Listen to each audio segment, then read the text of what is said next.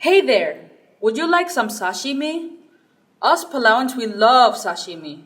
As a small island nation, the ocean forms a big part of our culture.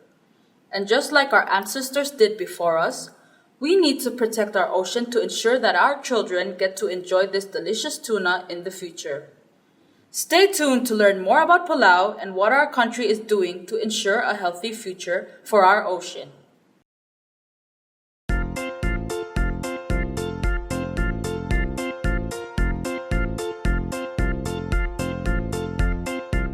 My name is Coraline Emerald Reeves, and I am a marine biologist at the Palau International Coral Reef Center. Let's start with a basic but important question. Why should we protect the ocean? Well, did you know that the ocean is responsible for producing half the oxygen you breathe? Did you know that the ocean regulates the Earth's climate and weather patterns? Did you know that 3 billion people around the world rely on the ocean as a source of animal protein? At the same time, the ocean is vital for Palau, its culture, and traditions. Let's take a closer look at Palau's geography. Palau is an archipelago of over 300 islands. Kayangal is the furthest north, followed by Babaldab and the three islands in Koror State, Koror, Ngaragapsang, and Ngamalal. To the south are Paliliu, Angar, and the far southwest islands of Sonsorol and Hatoho Bay State. The rest of the islands are spread in between, concentrated in the Rock Island's southern lagoon. Each of Palau's islands is surrounded by a territorial sea that stretches 12 miles from the coast. These territorial seas are Palau's sovereign territory, and Palau controls all the water, airspace, and seabed in these areas. Many years ago, the world's oceans were governed by the idea of freedom on the high seas, which meant that countries could do whatever they wanted in the ocean, even if it harmed the environment or affected smaller countries. In 1982, the United Nations adopted the Law of the Sea Convention, which added new laws to help countries protect and manage their resources without interference. The Law of the Sea Convention gave every country an exclusive economic zone, or EEZ, an area of ocean that stretches 200 miles from their coast.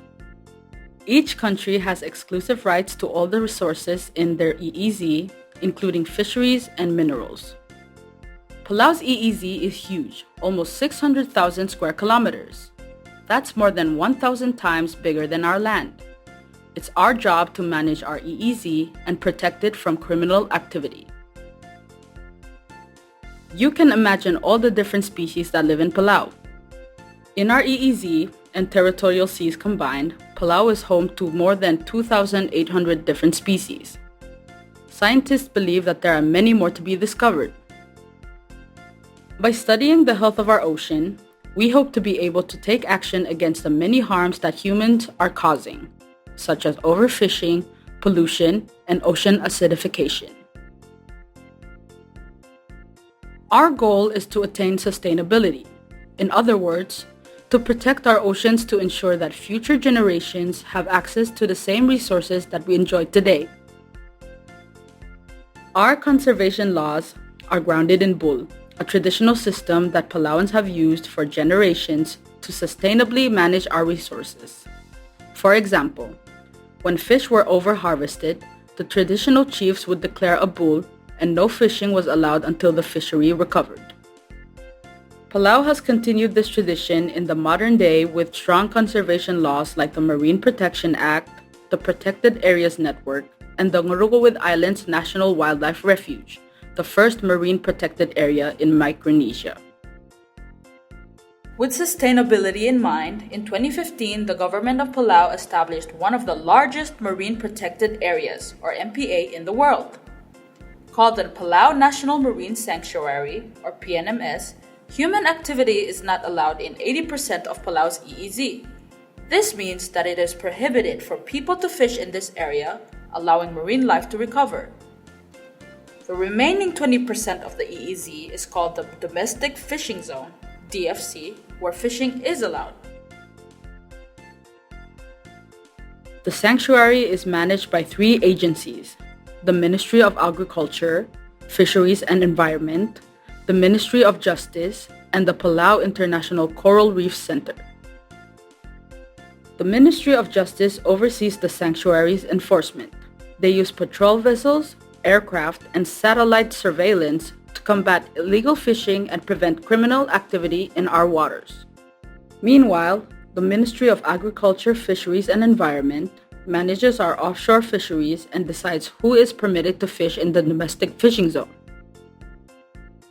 The Palau International Coral Reef Center is taking the lead on research in the Palau National Marine Sanctuary. The sanctuary begins in the open ocean far beyond our coral reefs in an area called the pelagic zone. To study life in this remote environment, researchers need to travel miles offshore and descend to the very bottom of the ocean.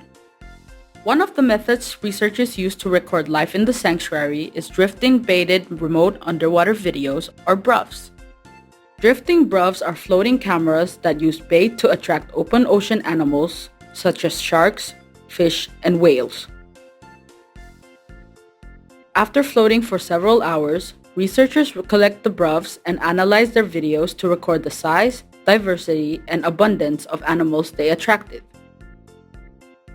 Researchers also record the different kinds of animals that live in the sanctuary using environmental DNA, or eDNA.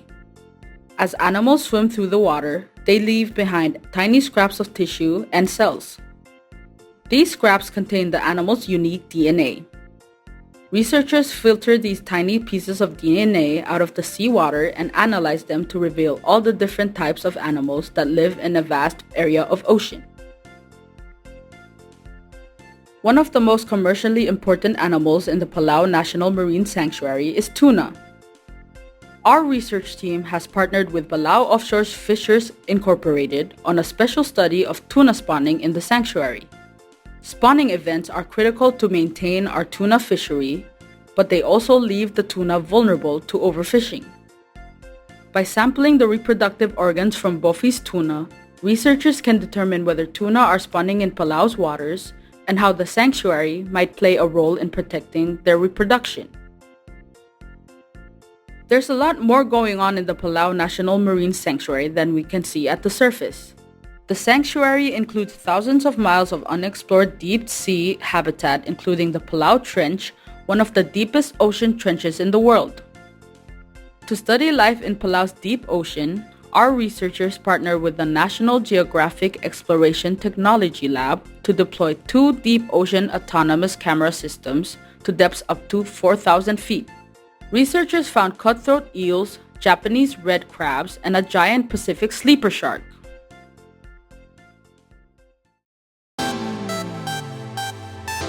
All of this research is meant to help the Palau National Marine Sanctuary achieve its goals: to strengthen Palau's food security, protect our pristine ocean, and continue our cultural traditions. By studying our offshore and deep sea marine life, researchers can come to understand how the sanctuary is sustaining our ocean and how we can best use our offshore fisheries to feed our communities on land. Remember, Palau's great natural richness comes with great responsibility. It's our job to protect the ocean and make sure it can support our way of life for many generations to come. The future of our ocean is in our hands.